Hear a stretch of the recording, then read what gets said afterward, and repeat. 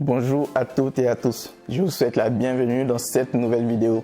C'est la troisième vidéo de la série Les machines mécaniques du 16e au 19e siècle. Alors dans cette vidéo, on va voir du lourd. Nous sommes en effet au 19e siècle et le 19e siècle c'est aussi la révolution industrielle. Les techniques de fabrication sont devenues matures pour permettre une montée à l'échelle, une production de masse, une production de type industriel.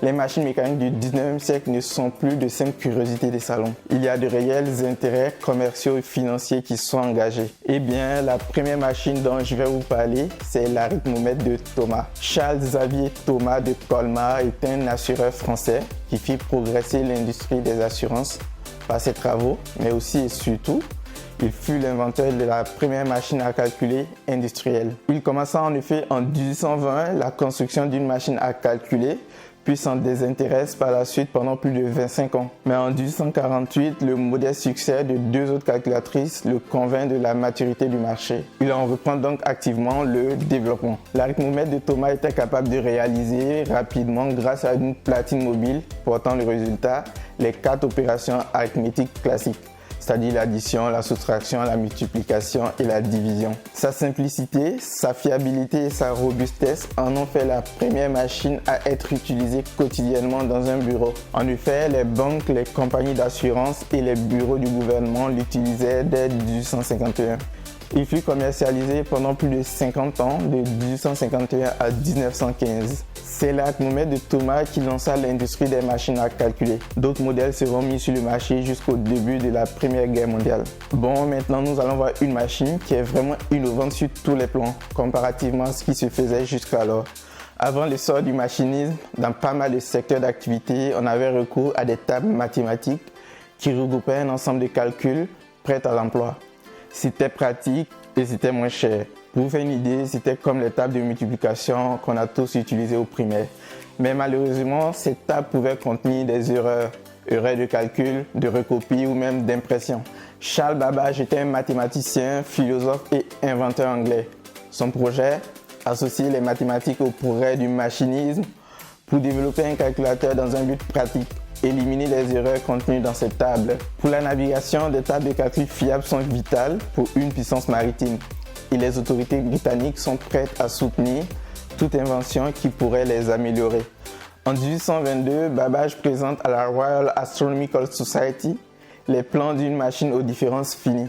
Pour aller vite, en mathématiques, la méthode des différences finies, c'est une méthode d'approximation d'équations.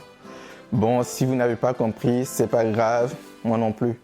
La machine est jugée ambitieuse et géniale et on en confie la construction au meilleur atelier de mécanique de précision anglais. Mais elle ne verra jamais le jour. C'est bien connu, tous les esprits touche à tout commencent plusieurs projets à la fois et n'en terminent aucun. La référence à la matière, c'est Léonard de Vinci. Babbage a en effet commencé le dessin d'une seconde machine à différence, plus performante et se désintéresse de la première, dont la construction est arrêtée en 1842. Car parallèlement, Babbage met au point les plans d'une machine encore plus puissante, la machine analytique. Et celle-là, elle mérite qu'on s'y attarde un instant. En effet, la machine analytique est différente de ce qu'on a vu jusqu'à maintenant. Elle est innovante sur tous les plans, notamment par son architecture. Elle embarquait une mémoire, une unité arithmétique et logique, et un lecteur de cartes perforées. Elle était généraliste car on pouvait la programmer pour l'adapter à différentes situations. Elle introduisait déjà les notions de variables, de constantes, de tests, de boucles et même de sous-programmes. Je ne sais pas si vous avez des notions d'architecture des ordinateurs, mais nos ordinateurs modernes fonctionnent à peu près suivant le même principe. Mais bon, j'y reviendrai un peu plus tard sur la chaîne. Babbage est malheureusement d'un caractère difficile. Il est passionné par ses projets, il ne comprend pas que ce qui intéresse le gouvernement n'est pas la construction d'une belle machine, mais la production de tables pour la marine. Ces fréquents changements de plan finissent par décourager ses sponsors et par le brouiller avec le patron de l'atelier de mécanique. Mais Babbage était quand même convaincu que l'avenir lui donnerait raison. Il s'efforça donc de laisser le maximum de plans et de dessins. En 1880, son plus jeune fils, Henri, entreprit la construction d'une partie de la machine analytique pour prouver le bien fondé des idées de son père. Mais à la suite d'une erreur de calcul, il abandonnera le projet en 1888. Mais comme il n'y a pas de repos pour les braves, il reprit le développement de la machine en 1906 et donna une démonstration réussie devant la Royal Astronomical Society. Il fera donc de la machine au Science Museum de Londres en 1910. Ici, on peut voir un modèle plus récent réalisé en 2008 par le Computer History Museum, qui est en fait une recopie de celui de Londres. L'idée d'un calculateur programmable, tel qu'imaginé par Babbage, inspirera bon nombre d'inventeurs que nous rencontrerons par la suite. La troisième machine dont je vais vous parler dans cette vidéo, c'est le best-seller mondial des calculatrices de bureau. Vilgot Theophil Hodner est un ingénieur et un entrepreneur suédois.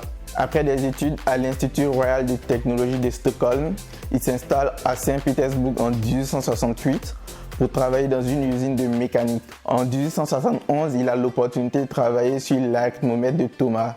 Il comprit très vite qu'il pouvait le perfectionner en remplaçant les cylindres de Leibniz par des roues à nombre variable dedans. Il réussit ainsi à rendre la machine plus compacte et plus légère. Il commercialise ses premiers modèles en 1890 à Saint-Pétersbourg, où il fonde une usine de production.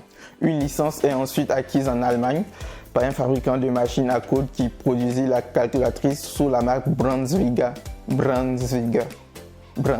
Bon, je ne sais pas si c'est comme ça qu'on prononce, mais bon. On estime que plus de 20 000 Brunswiga ont été produites en 1886 et 1912. De nouvelles améliorations ont encore amplifié le succès de la machine par la suite. Elle était la calculatrice de bureau par excellence dans la première moitié du XXe siècle. Si vous avez travaillé dans un bureau avant 1975, vous avez peut-être vu une machine ordinaire. Elle était banale dans les services comptables des entreprises jusqu'à ce que l'arrivée de la calculatrice électronique la rende obsolète. Voilà, c'est tout pour aujourd'hui. Je vous remercie d'avoir regardé cette vidéo. N'hésitez pas à la partager, à la liker et surtout à vous abonner à la chaîne. Cette chaîne débute et votre soutien est très important pour moi. Et moi, je vous souhaite une très belle année 2020. J'espère que vous avez pris de bonnes résolutions que vous allez bien sûr tenir.